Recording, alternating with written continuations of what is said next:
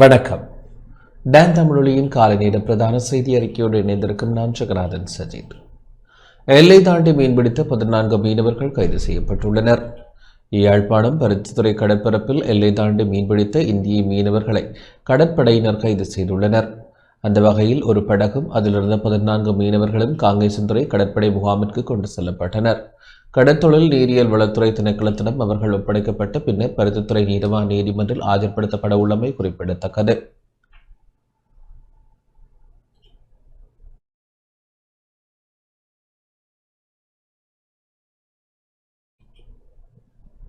நாட்டின் பெரும்பாலான பகுதிகளில் பிற்பகல் 1 மணிக்கு பின்னர் மழைக்கு வாய்ப்புள்ளதாக தெரிவிக்கப்பட்டுள்ளது. நாட்டின் பெரும்பாலான பகுதிகளில் பிற்பகல் 1 மணிக்கு பின்னர் மழை அல்லது இடியுடன் கூடிய மழை பெய்யக்கூடும்.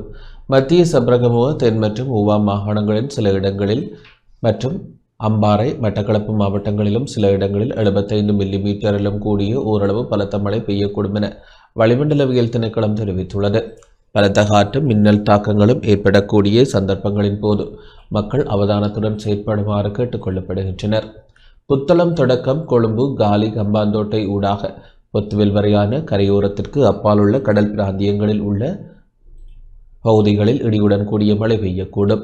நாட்டை சூழவுள்ள ஏனைய கடல் பிராந்தியங்களின் சில இடங்களில் மாலை அல்லது இரவு வேளைகளில் மழை அல்லது இடியுடன் கூடிய மழை பெய்யக்கூடும். கடல் பிராந்தியங்களில் மணித்தியாலத்திற்கு 20 முதல் 30 கிலோமீட்டர் வேகத்தில் வடமேற்கு திசையில் காற்று வீசும். காலி தொடக்கம் மாத்தறை ஊடாக ஹம்பாந்தோட்டை வரையான கரையோரத்திற்கு அப்பால் உள்ள கடல் பிராந்தியங்களில் மணித்தியாலத்திற்கு 40 முதல் 45 கிலோமீட்டரிலும் கூடிய வேகத்தில் அடிக்கடி காற்று அதிகரித்து வீசக்கூடும். இவ்வாறான சந்தர்ப்பங்களில் கடல் பிராந்தியங்கள் ஓரளவு கொந்தளிப்பாக காணப்படும். நாட்டை சூழ உள்ள ஏனைய கடல் பிராந்தியங்கள் மிதமான அலையுடன் காணப்படும். ஆனால் இடியுடன் கூடிய மழை பெய்கின்ற சந்தர்ப்பங்களில் பலத்த காற்று வீசுவதுடன் அவ்வேளைகளில் கடல் பிராந்தியங்கள் தற்காலிகமாக மிகவும் கொந்தளிப்பான நிலையில் காணப்படும்.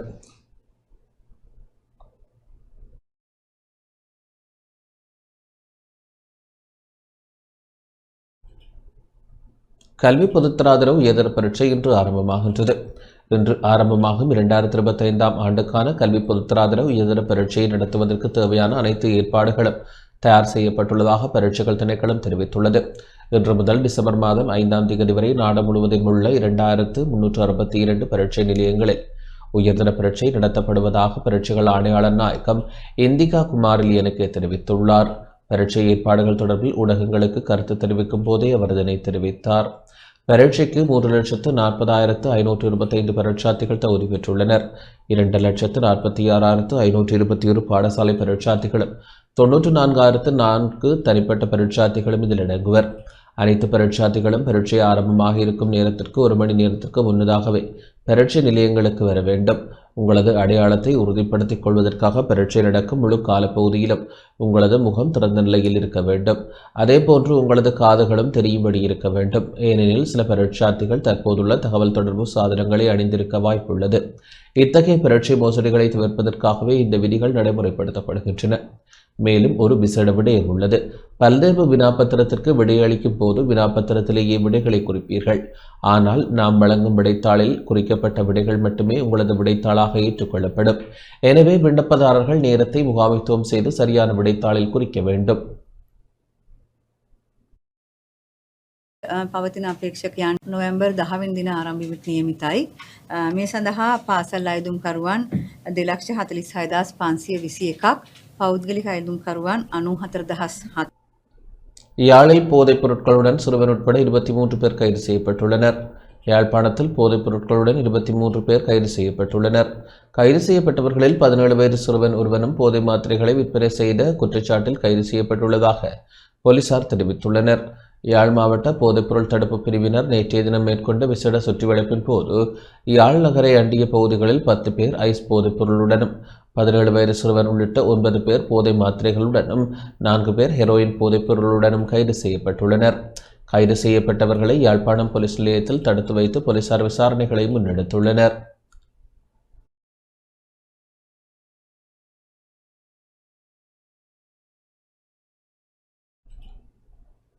இலங்கையை சேர்ந்த 7 போதைப்பொருள் கடத்தல்காரர்கள் சரணடைய எதிர்பார்த்துள்ளனர்.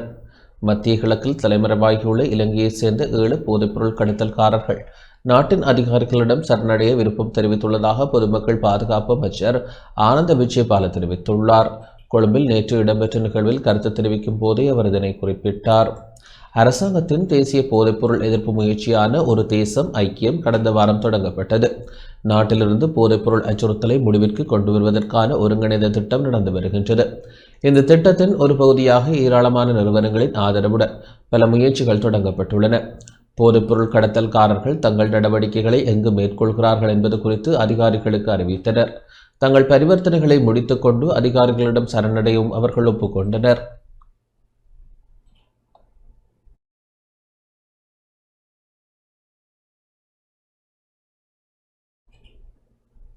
கொழும்பில் இடம்பெற்ற துப்பாக்கிச்சூட்டு சம்பவத்துடன் தொடர்புடையதாக கைது செய்யப்பட்ட மூவரையும் கொழும்புக்கு அழைத்து செல்ல நடவடிக்கை எடுக்கப்பட்டுள்ளது. கொழும்பில் இடம்பெற்ற துப்பாக்கிச்சூட்டு சம்பவத்துடன் தொடர்புடைய குற்றச்சாட்டில் யாழ்ப்பாணத்தில் காருடன் கைது செய்யப்பட்ட மூவரையும் கொழும்பில் இருந்து வந்த விசேட போலீஸ் குழுவினர் மேலதிக விசாரணைக்காக கொழும்பிற்கு அழைத்து செல்ல நடவடிக்கை எடுத்துள்ளனர். அதேவேளை காருடன் மூவரும் கைது செய்யப்படும் போது காரினுள் அவர்கள் ஆடைகள் எதுவும் இல்லாத நிலையில் சந்தேக நபர்களுக்கு சொந்தமான வெளிநாட்டு இன வளர்ப்பு நாயொன்றும் காரினுள் இருந்து மீட்கப்பட்டது. அதனையும் கொழும்புக்கு அழைத்து செல்ல போலீசார் நடவடிக்கை எடுத்துள்ளனர். கொழும்பு கொட்டாஞ்சேனை பகுதியில் கடந்த வெள்ளி இரவு வீதியில் நடந்து சென்றவர் மீது பின்னால் நடந்து வந்த நபர் ஒருவர் மிக அருகில் சென்று துப்பாக்கிச் சூட்டினை நடத்திவிட்டு பின்னர் காரொன்றில் ஏறி துப்பாக்கிச் சூட்டுக்கு இலக்காக விழுந்தவர் மீது காரனை ஏற்றி தப்பிச் சென்றிருந்தார். துப்பாக்கிச் சூட்டுக்கு இலக்கானவர் வைத்தியசாலையில் அனுமதிக்கப்பட்ட நிலையில் உயிரிழந்தார். குறித்த சம்பவம் அப்பகுதியில் பொருத்தப்பட்டிருந்த கண்காணிப்பு கேமராக்களில் பதிவாகியிருந்தது. இந்நிலையில் சம்பவத்துடன் தொடர்புடைய காரனை கொழும்பு ஆமர் வீதியில் கைவிட்டுவிட்டு புரிதொரு காரில் சந்தேக நபர்கள் யாழ்ப்பாணம் நோக்கி பயணித்துள்ளனர். சந்தேக நபர்கள் காரனை வாடகைக்கு பெற்று வடக்கு நோக்கி தப்பிச் சென்றதை அறிந்த போலீசார் காரனை வாடகைக்கு கொடுத்த நிறுவனத்தினை கண்டறிந்து அவர்களிடமிருந்து கார் தொடர்பிலான தகவல்களை பெற்றனர். அதன் அடிப்படையில் காரில் பொருத்தப்பட்டிருந்த தடங்காட்டியின் உதவியுடன் காரனை கண்காணித்த வேளை கார் மானிப்பாய் பகுதியில் நிற்பதாக கிடைத்த தகவலின் அடிப்படையில் சம்பவ இடத்திற்கு விரைந்த குற்றத்தடுப்பு பிரிவினர் காரனை மானிப்பாய் பகுதியில் உள்ள வாகன திருத்தகம் ஒன்றில் கண்டுபிடித்தனர். அதனையடுத்து காரனை மீட்ட போலீசார் காரில் பயணித்த மூவரையும் வாகன திருத்தக உரிமையாளரையும் கைது செய்ததுடன் அவர்களால் கொழும்பிலிருந்து கொண்டு வரப்பட்ட அவர்களின் வளர்ப்பு நாயினையும் மீட்டு போலீஸ் நிலையம் கொண்டு சென்றனர். வாகன திருத்தக உரிமையாளரிடம் முன்னெடுத்த விசாரணையில் காரில் குளிரூட்டி வேலை செய்யவில்லை எனவும் அதனை திருத்தம் செய்யவே காரனை கொண்டு வந்தார்கள் எனவும் தெரிவித்தார். அவரிடம் மேற்கொள்ளப்பட்ட மேலதிக விசாரணைகளின் அடிப்படையில் திருத்தக உரிமையாளரை விடுவித்தனர். அதேவேளை காரில் பயணித்த நிலையில் கைது செய்யப்பட்ட பெண் உள்ளிட்ட மூவரையும் தடுத்து வைத்து விசாரணைகளை முன்னெடுத்த வேளை தாம் யாழ்ப்பாணத்திற்கு சுற்றுலா வந்ததாக கூறியுள்ளனர். காரில் மீட்கப்பட்ட நாய் வளர்ப்பு நாய் எனவும் கைது செய்யப்பட்ட பெண் கைது செய்யப்பட்ட ஆணொருவரின் காதலி எனவும் கூறியுள்ளனர். இந்நிலையில் கொழும்பிலிருந்து யாழ்ப்பாணத்தை வந்தடைந்த போலீஸ் விசேட குழு கைது செய்யப்பட்ட மூவரையும் பொறுப்பெடுத்துக் கொண்டது. கைது செய்யப்பட்ட மூவரையும் அவர்கள் பயணித்த கார் மற்றும் அவர்களின் வளர்ப்பு நாய் என்பவற்றையும் கொழும்பிற்கு கொண்டு செல்ல நடவடிக்கை எடுக்கப்பட்டுள்ளது.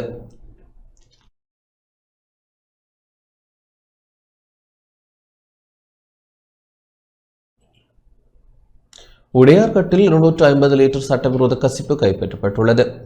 முல்லைத்தீவு புதுக்குடியிருப்பு போலீஸ் பிரிவிற்குட்பட்ட உடையார்கட்டு குரவில் பகுதியில் சட்டவிரோத கசிப்பு உற்பத்தி செய்யப்படும் இடம் முற்றுகையிடப்பட்டது.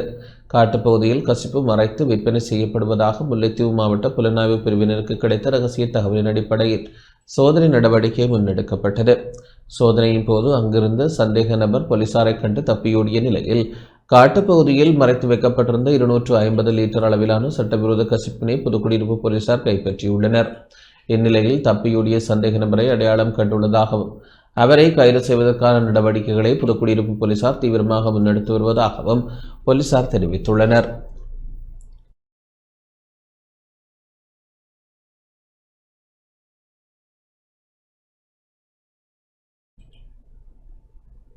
அரசியல் தீர்வும் பொறுப்புக்கூறலும் ஓர் எண்ணிம ஆவண காப்பு அறிமுக நிகழ்வு நேற்று இடம்பெற்றது. சட்டத்திற்கும் கொள்கைகளுக்குமான யாழ்ப்பாண கற்கை மையத்தின் ஒழுங்கமைப்பில் அரசியல் தீர்வும் பொறுப்புக்கூறலும் ஒரு எண்ணிம ஆவண காப்பக அறிமுக நிகழ்வு நேற்று இடம்பெற்றது. அத்துடன் நாட்டின் தற்போதைய முக்கியத்துவம் வாய்ந்த அரசியல் தீர்வு மற்றும் பொறுப்புக்கூறல் தொடர்பான கலந்துரையாடலும் இடம்பெற்றது. யாழ்ப்பாணத்தில் உள்ள தனியார் விருந்தினர் விடுதியில் நிகழ்வு இடம்பெற்றது. இதன்போது தற்போதைய சூழலில் அரசியலமைப்பு கோட்டின் அரசியல் தீர்வு பற்றி தமிழரின் அணுகுமுறை எவ்வாறு இருக்க வேண்டும் என்ற தலைப்பில் கலந்துரையாடல் இடம்பெற்றது. குறித்த நிகழ்வில் மூத்த சட்டத்தரணி ரத்னவேல் சிறப்புரையாற்றினார். இந்நிகழ்வில் நாடாளுமன்ற உறுப்பினர்களான கஜேந்திரகுமார் பொன்னம்பலம், சிவஞானம் ஸ்ரீதரன், முன்னாள் நாடாளுமன்ற உறுப்பினர்களான சிவாஜிலிங்கம், சே கஜேந்திரன், தர்மலிங்கம், சித்தார்த்தன், சுரேஷ் பிரேமச்சந்திரன், கலாநிதி குமாரவடிவேல், குருபரன், சுவிட்சர்லாந்து தூதரக முதன்மை செயலாளர் ஜஸ்டின், தமிழ் தேசிய பசுமை இயக்க தலைவர் போ ஐங்கரநேசன், தமிழ் தேசிய அரசியல் கட்சிகளின் உறுப்பினர்கள், சிவில் சமூக உறுப்பினர்கள், பல்கலைக்கழக மாணவர்கள், பொதுமக்கள் என பலர் கலந்து கொண்டனர்.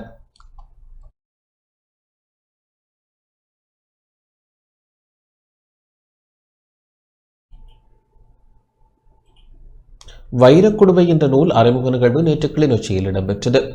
யாழ்ப்பாணம் உரும்புராயை சேர்ந்த திலக் 25 பேரின் கட்டுரைகளை நூலாக தொகுத்து வெளியிட்டுள்ள வைரக்குடுவை என்ற நூல் அறிமுக விழா நேற்று கிளிநொச்சி தனியார் விருந்தகம் ஒன்றில் இடம்பெற்றது. திருகோணமலை தமிழ்ச்சங்க தலைவர் திருமலை நவம் தலைமையில் இடம்பெற்ற குறித்த நிகழ்வில் முதன்மை விருந்தினராக நாடாளுமன்ற உறுப்பினர் சிவஞானம் ஸ்ரீதரன் கலந்து கொண்டார்.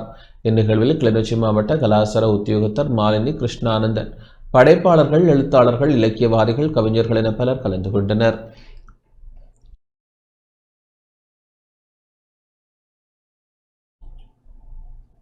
விஸ்வமடு புத்தடி பகுதியில் மாவீரர் பெற்றோர் உரித்துடையோர் மதிப்பளிப்பு நிகழ்வுக்கான முன்னேற்பாடு இடம்பெற்றது. மாவீரர் பெற்றோர் உரித்துடையோர் மதிப்பளித்தல் நிகழ்வு எதிர்வரும் 23ஆம் தேதி இடம்பெற உள்ளது. அதனை முன்னிட்டு நேற்றைய தினம் மாலை விஸ்வமடு கிழக்கு புத்தடி பகுதியில் நிகழ்வுக்கான முன்னேற்பாடாக சிரமதான பணி முன்னெடுக்கப்பட்டது. விஸ்வமடு கிழக்கு மற்றும் மேற்கு பகுதிகளை சேர்ந்த மாவீரர் பெற்றோர் உரித்துடையோருக்கான இந்நிகழ்வு ஒவ்வொரு ஆண்டும் வலிமையாக நடைபெற்று வரும் மதிப்பளிப்பு நிகழ்வாகும். அதேபோன்று இவ்வரிடமும் சிறப்பாக நடத்துவதற்கான ஏற்பாடுகள் தீவிரமாக இடம்பெற்று வருகின்றன. சிரமதான பணிகள் விஸ்வமடு கிழக்கு மேற்கு பிரதேச மாவீரர் பெற்றோர் பணிக்குழுவின் தலைமையில் முன்னெடுக்கப்பட்டது.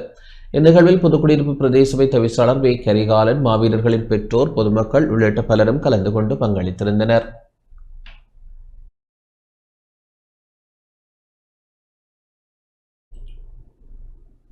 இத்துடன் இந்த செய்தி அறிக்கை நிறைவடைகின்றது. வணக்கம்.